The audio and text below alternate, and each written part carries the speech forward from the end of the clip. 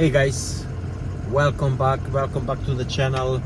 Welcome to LoLe's Off-Road and Overland. Thanks for your visit, guys, and for your support. I really appreciate it.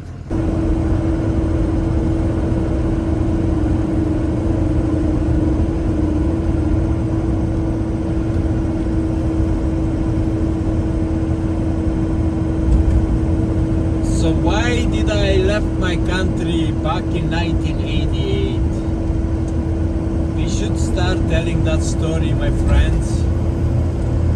So anyway, you know, the reason was mostly political because economically I really had a really good life.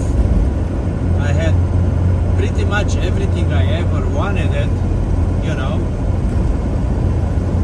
my ex is here to confirm that, and my kids, you know, we had a really nice apartment, really nicely done, you know. She was working, she had a really nice job, you know, working in the pastry shop, government pastry, you know.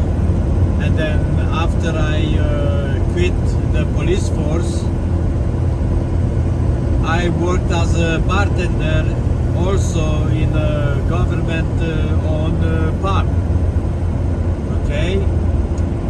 So we had pretty much everything, like, you know, food, drinks, you name it, you know. It was a really good life, but I was suppressed why I left the police force, and they really wanted to do a job on me. So that made a big decision factor for me to leave the country. So I had to be really careful. I had to make sure that, you know, when I left, that, you know, I don't, how to tell you guys this, you know, like, so I had to pass over the pub, the bartending, you know, the inventory. So just in case, you know, they cannot come after me and say that, oh, hey, he left the country because he stole from here and all that. If you guys follow me what I'm trying to say. So anyway, that was it, you know. So when I left, I didn't tell nobody. Not my mom, not my dad, nobody. I kept it very, very secret. So I crossed the border, obviously illegally, into Yugoslavia, and I spent almost 6 months there. You know, I spent 1 month in the jail when they got me there. They put me in jail for 1 month, and then after that they interviewed me and all that, and they sent me to the UN, to the like a holding, like a lager, how they said, I don't know what's the definition in English, but anyway, that's what we did. And then they, for some reason, after 6 months, they still decided that, oh, we should send this guy back to his own country, right? So slowing down because there is some construction here. So that's when I decided that, oh no, I'm not going back, because these guys would take care of me for sure, you know, like I would never see a daylight ever again. That's how bad it was. And I know lots of people got you know, killed trying to escape the border and all that kind of stuff, right? So I ran and I went to Greece. So same thing, I, you know, crossed the border illegally from Yugoslavia to Greece, and then once I was in Greece, I was in safe haven, and then I applied to go to the United States because the waiting period was lesser than to Canada. So from Greece to get to the USA, the waiting period was about 3 years. For Canada was 6. And then how I got to Canada was the Canadian government had a special promotion that if you have a good trade, if you speak the language, if you have $5,000, you know, your English is good, and you pass the interview and your medical, within 8 months to a year, they would make your paperwork and you can come to Canada.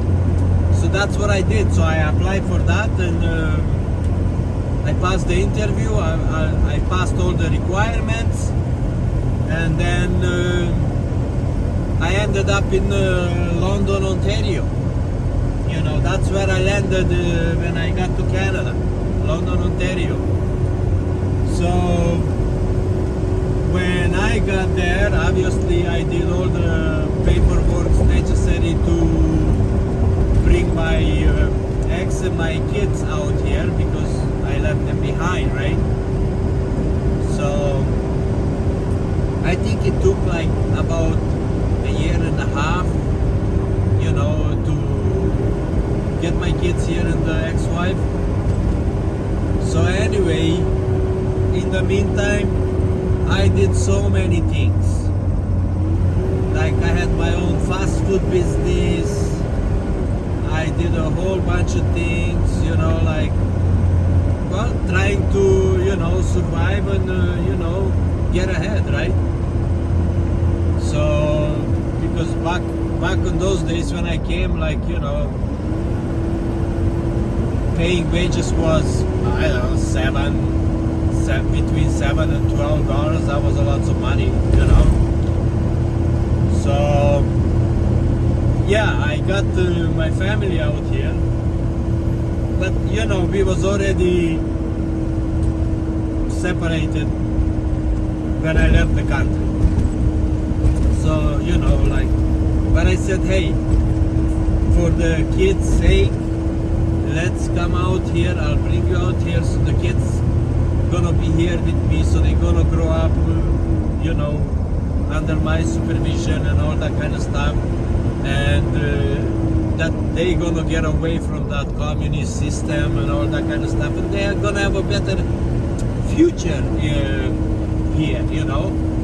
So that's what my ex decided. So she come out here, you know, and then I think after a year or something like that, they living in Ontario, she decided, you know, she had a boyfriend, and they decided to move to Vancouver.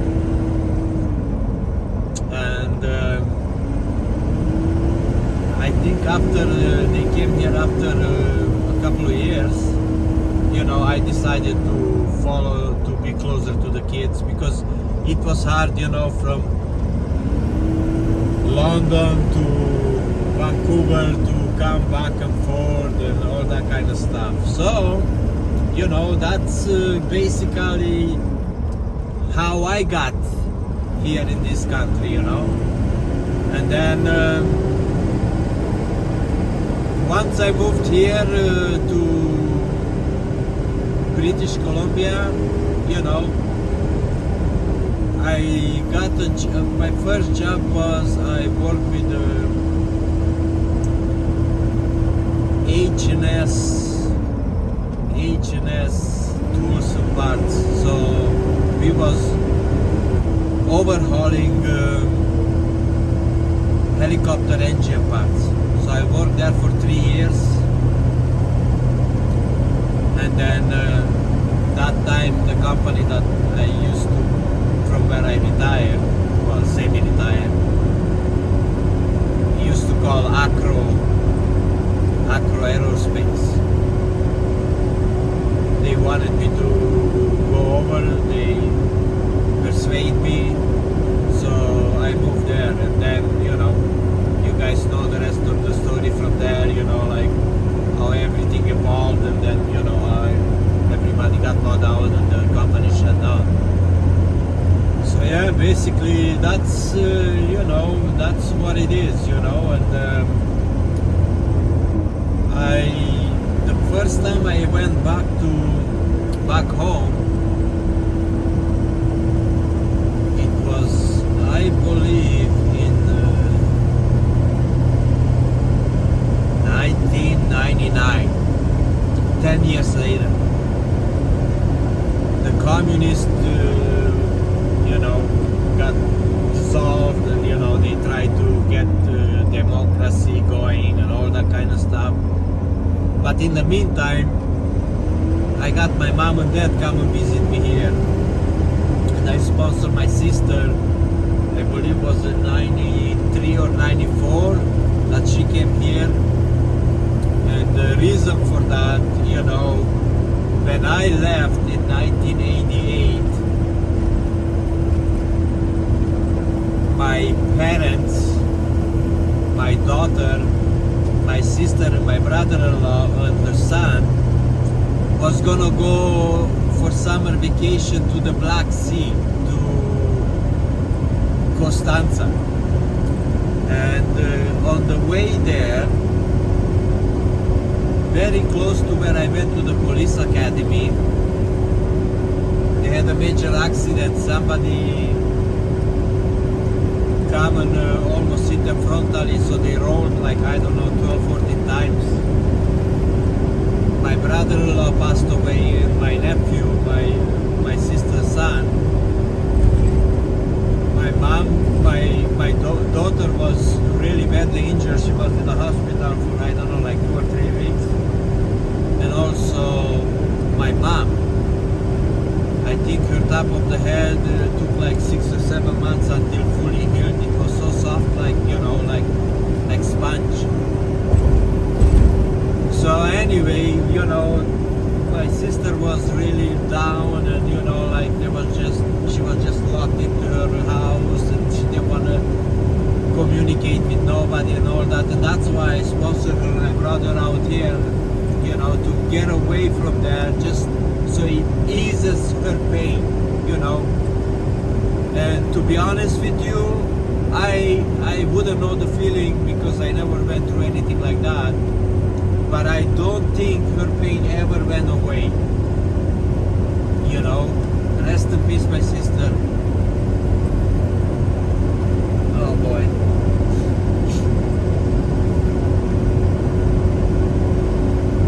Anyway.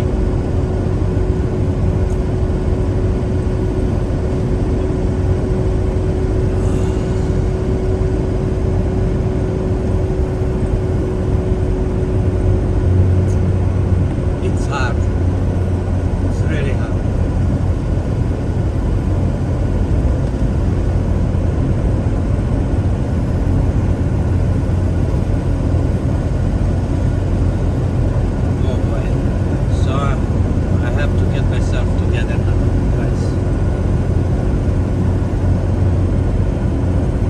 Anyway, that's all I had here, guys. I had my sister, and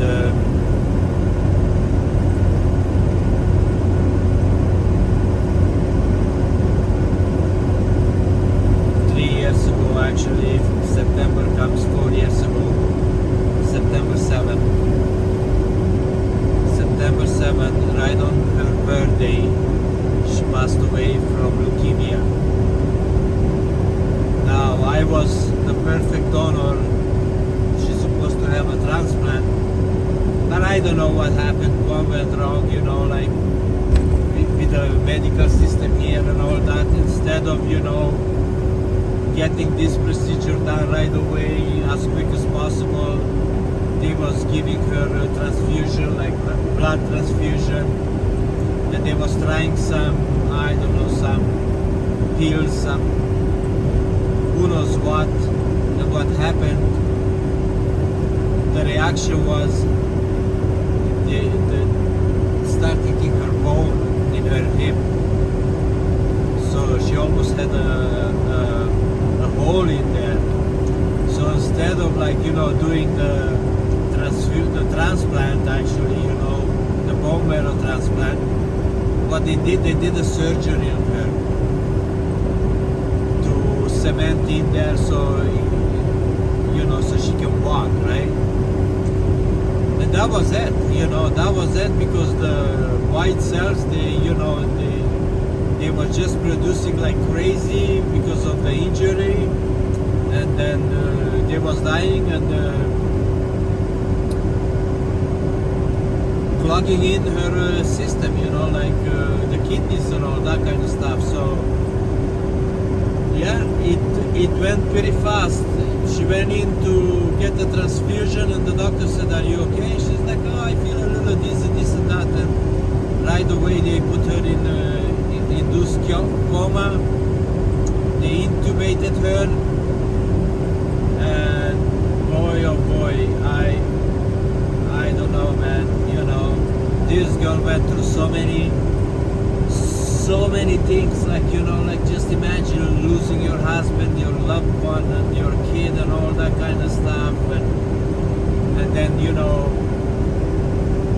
then this, and then the surgery and all that, and she never complained. She never complained. I brought my mom here. They came here, I think was June or July, and she tried to show that she's like so strong. She never complained. She tried to go with my mom, you know, show places out, and I said, don't do it, you know. And right after my mom and my brother left, excuse me, she went downhill so fast. So from July to September, right? And that was it, you know. And yeah, that was a tough story, you know. So this was part of it, and it was really hard for me because that's all I had, you know. And you know, she used to come over like 2-3 times a week, and you know, be working at home. Hey brother, take a break, you know, let's have some pizza. She was bringing pizza, coffee, you know, and we chit chat here and there. And now I don't have that no more.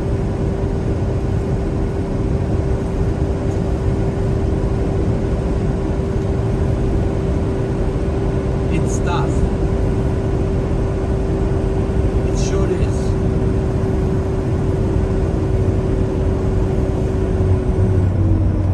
Even after 4 years, my friends, I think of her.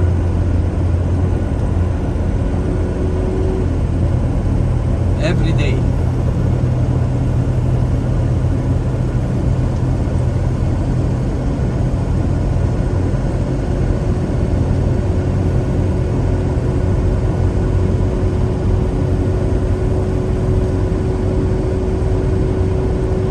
She was a really good sister.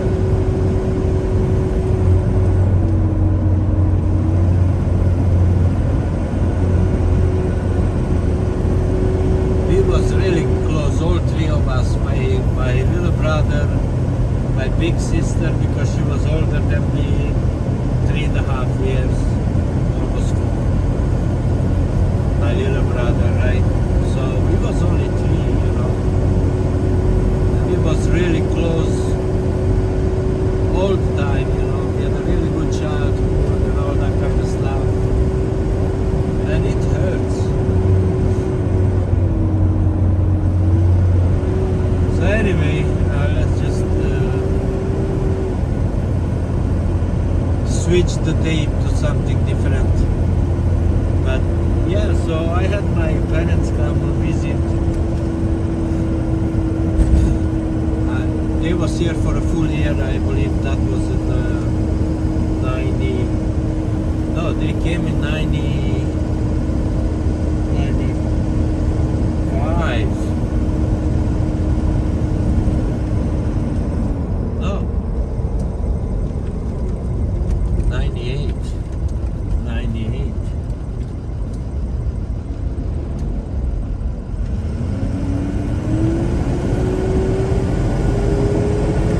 In 98, yeah. And they spent the whole year here, and then in 99 I went back home for the first time, you know, but it was already, communism was already over, and you know, it was safe for me to go back there. But I tell you something, guys, I am wiped out from the system from there, just like I don't exist, you know.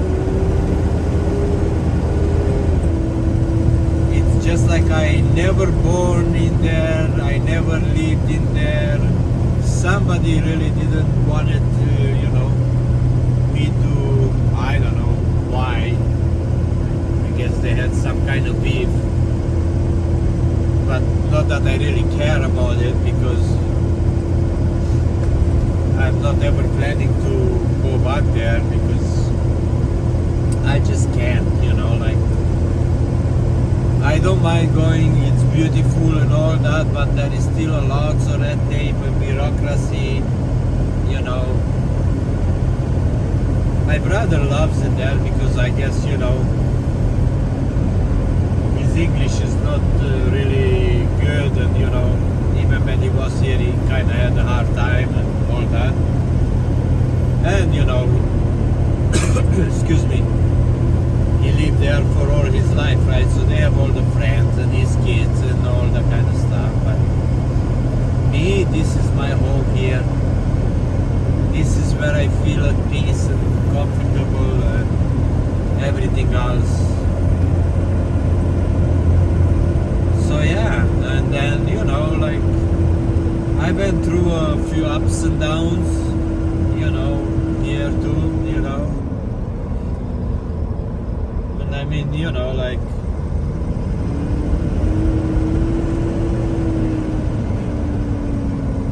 with the relationship and marriages and all that kind of stuff, like. And you know what, you guys, honestly, this is the honest truth,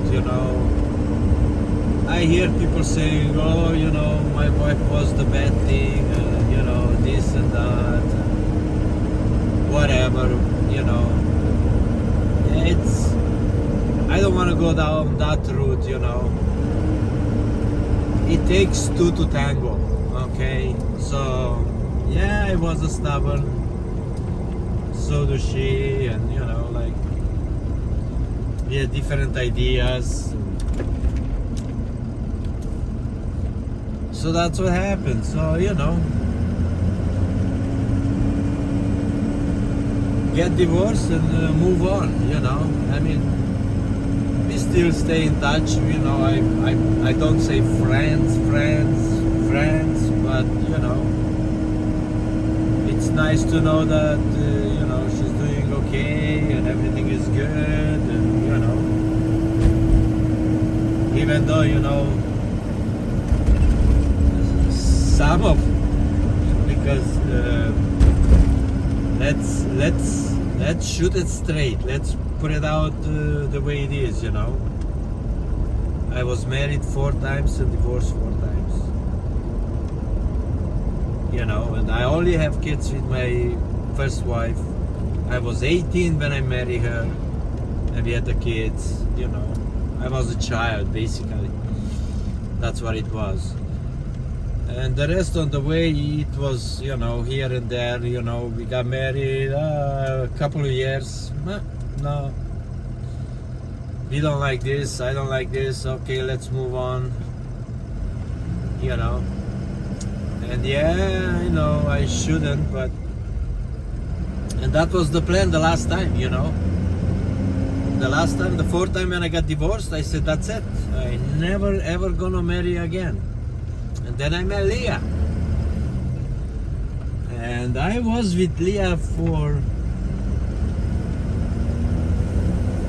10 and a half years. 10 and a half years, yes. Before I said, yeah, if anybody deserves to get married to me, that's definitely her. And we are still together, so we are like, I don't know, 15 years now together, But Leah, it's one of a kind, and I love her dearly, no matter what. But she's a rock star, and she's a very good supporter, and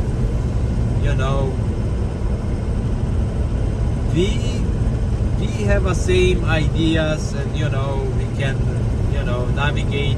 I mean, like, look, guys, every marriage has ups and downs, you know, but the key thing is to have a civil communication, sit down discussion, you know, because if you start blowing up and, you know, this and that, it's never gonna work. So, you know, sometimes you need to take a step back and, you know, let things cool off, and then you know, have a nice communication. But you know, here and there, once in a blue moon. But other than that, you know, everything is perfect. It's more than I ever wanted. So yeah, I guess you know, I'm gonna close this story. I don't know if you guys liked it or not, but yeah, my friends,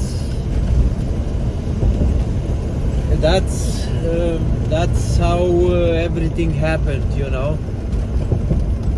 That's basically the story of my life, and you know, not always was rosy, and you know.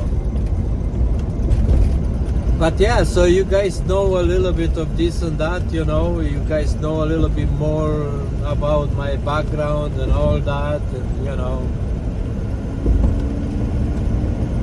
Yeah,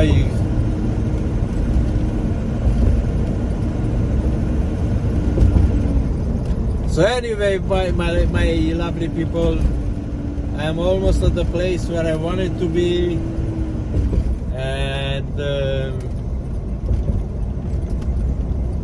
I'm gonna let you guys go. I hope you guys have an awesome day. You know, I'll catch you on the next one. Till then, my beautiful people, enjoy life.